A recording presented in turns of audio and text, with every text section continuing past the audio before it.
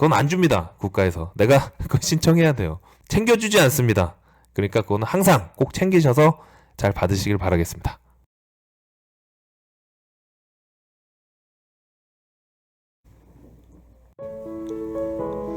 짠! 여러분 안녕하세요. 사업하는 형입니다. 네, 오늘은 2019년 5월 3일 금요일 아침 7시 반입니다. 네, 여러분 에블바디 좋아하는 금요일. 제가 항상 금요일날 외치죠. 에블바디 좋아하는 금요일. 네, 오늘 너무 날씨 좋아서 아주 즐겁게 라디오 들으면서 상쾌하게 출근했습니다. 네, 여러분 출근 잘하셨습니까? 오늘 금요일인 것도 좋은데 다음주 월요일날 5월 6일날 대체 휴일이죠. 그래서 토, 일, 월 네, 이렇게 3일 연휴입니다.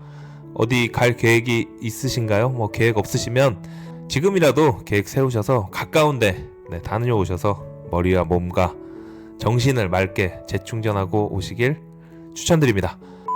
네, 여러분 지금 5월달이잖아요. 4월, 5월은 이 사업하는 사람들은 돈이 되게 많이 나가는 달이에요. 뭐냐면 4월달에 이제 부가세 내죠.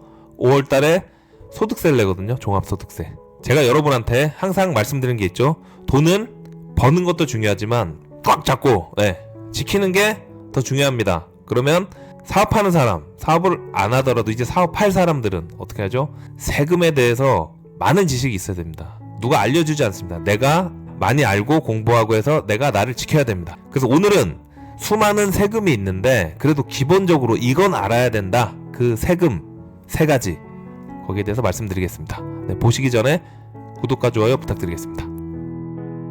네, 첫 번째 소득세. 소득세가 뭐죠? 그렇죠. 내가 버는 돈에 대비해서 내는 세금. 일반 회사 다니는 분들은 그걸 잘 못 느껴요. 왜냐면 매달 이제 세금을 받는데 따박따박 세금을 떼고 줍니다. 그게 이제 소득세를 떼기 때문에 잘 못 느껴요, 그거를. 그런데 사업하는 사람은 5월달에 1년치 세금을 한 번에 확 냅니다.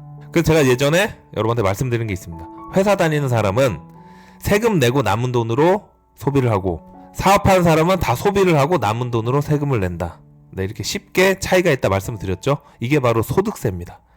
소득세에도 요율이 있어요. 1,000만원까지는 몇 프로, 뭐 3,000만원까지는 몇 프로, 이렇게 요율이 있어서 많이 벌수록 더 많이 내게 됩니다. 근데 이제 소득세를 처음에 내시면은 여러분이 되게 아깝다는 생각이 들 거예요. 아, 내가 이렇게 열심히 번 돈인데 왜 이렇게 세금을 많이 내? 근데 이제 계속 내다 보면은 이제 무덤덤해지고 많이 낼수록 우리 대한민국이 더 발전한다, 더 좋게 된다 이렇게 생각하면 네, 아깝지 않습니다.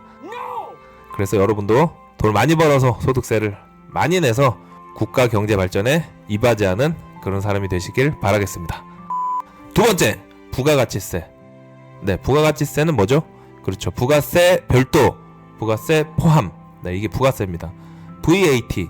그게 부가세인데 우리가 이제 아이스크림을 먹거나 과자를 먹어도 뭐 1,000원, 뭐 1,500원 이렇게 팔잖아요. 그거는 부가세가 포함된 금액입니다. 그럼 일반 사람들은 아이스크림을 먹으면 부가세를 내고 환급은 못 받죠?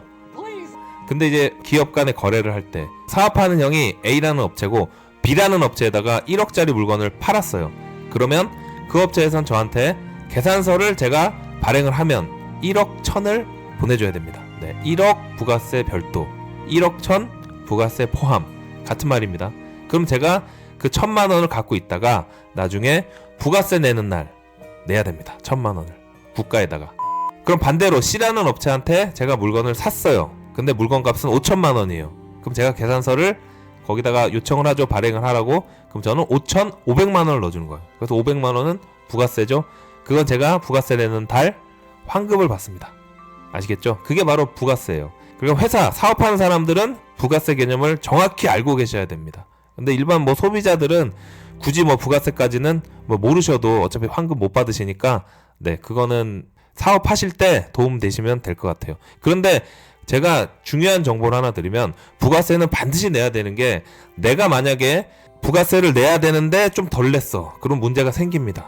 그런데 반대로 내가 부가세를 받아야 되는데 신고를 저쪽에서 안 하고 나도 신청을 안 해서 못 받았어. 그건 안 줍니다. 국가에서. 내가 그거 신청해야 돼요.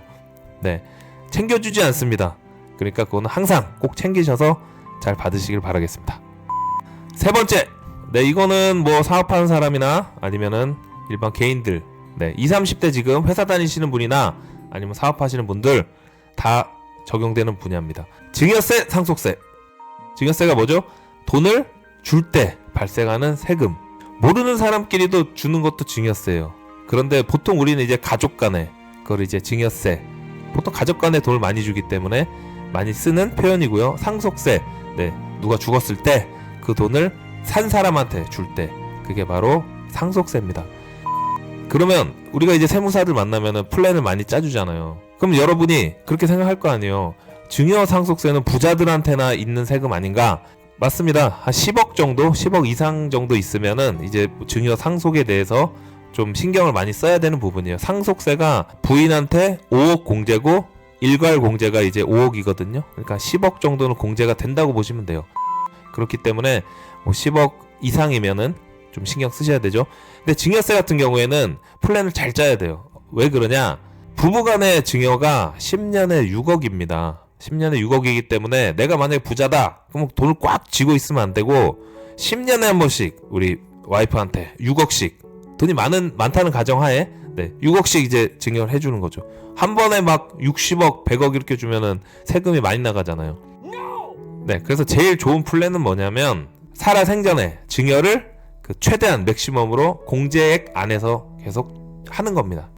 그렇게 하는 게 가장 현명하겠죠? 그러면 우리가 증여세, 상속세를 걱정하는 그런 부자가 돼야겠죠. 네, 저는 그래서 여러분이 지금 사업을 준비하시는 20, 30대 여러분이 사업하는 형처럼 사업을 하셔서 돈을 많이 벌어서 나중에 증여세 플랜을 상담받으러 가서 와이프나 자식들한테 아니면 사업하는 여성분께서는 우리 남편이나 자식들한테 나의 소중한 자산을 물려줄 수 있게 그런 현명한 플랜을 짜서 행복한 인생을 사셨으면 좋겠습니다.